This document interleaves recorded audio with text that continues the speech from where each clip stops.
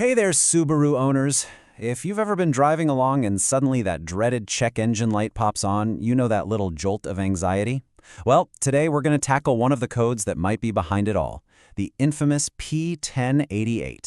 Yeah, that one. You know the feeling, right? Everything's fine 1 minute, and then bam, that little amber engine icon is just staring at you. It's annoying, it's a little worrying, and you're just left wondering, what now? Well, if you've managed to get a scan tool on your car and it's spitting out the code P1088, you are in exactly the right place. We're going to break down what your car is trying so hard to tell you. So let's talk about that light. I know nobody likes to see it, but really, it's just your car's way of raising its hand and saying, hey, over here, something needs a little attention. And the good news? It's not some deep, dark secret. This code points to a very specific system, and we're going to walk through everything, the cause, what you'll notice when you drive, and how to get it fixed.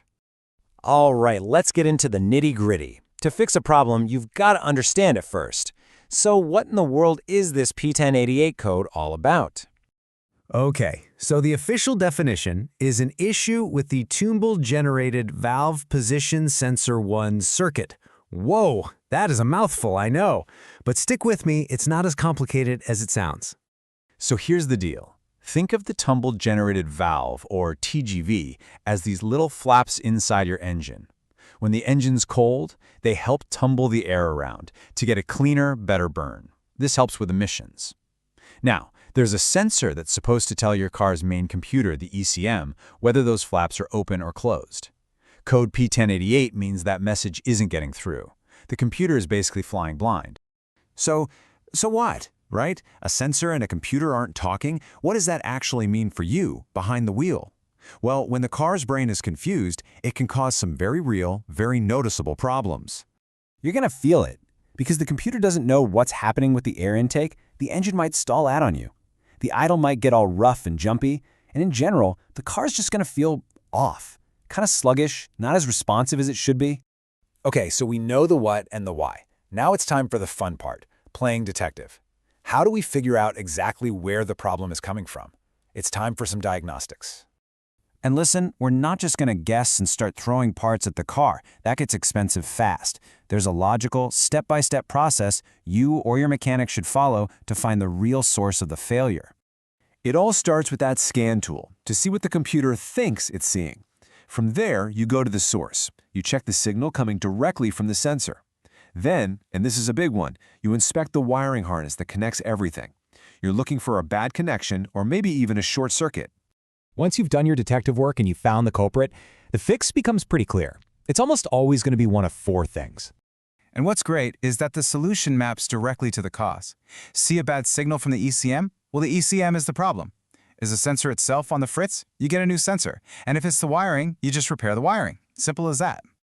Now, if all signs point to the car's main computer, the ECM, being the problem, then the only real fix is to replace the whole module. A much more common scenario, though, is that the sensor itself has just given up. It's the part doing the actual work of monitoring those flaps. If it's faulty, you just need a new TGV position sensor. And you can't forget the simple stuff. So often, the problem is just in the wiring that connects the sensor to the computer. A loose pin, a corroded contact, or a short can trigger this code. And in that case, a quick wiring repair is all you need. So there you have it. We've decoded the error, we've looked at the symptoms, we've gone through diagnostics, and we've covered the fixes. Let's boil this all down into your action plan. So, to recap, P1088 means there's a communication breakdown with that TGV sensor. You're probably feeling it as stalling or a rough idle. The key is to diagnose it step by step. Check the computer data, then the sensor signal, then the wiring. That'll tell you if you need a new ECM, a new sensor, or just a wiring repair. The whole point of this was to give you the power of knowledge. Whether you're the type to grab your tools and dive in yourself, or you just want to walk into the repair shop and know exactly what you're talking about, you're now armed with the info you need. This knowledge is your best tool. So really, the only question left is, are you ready to take that next step and get that check engine light turned off for good?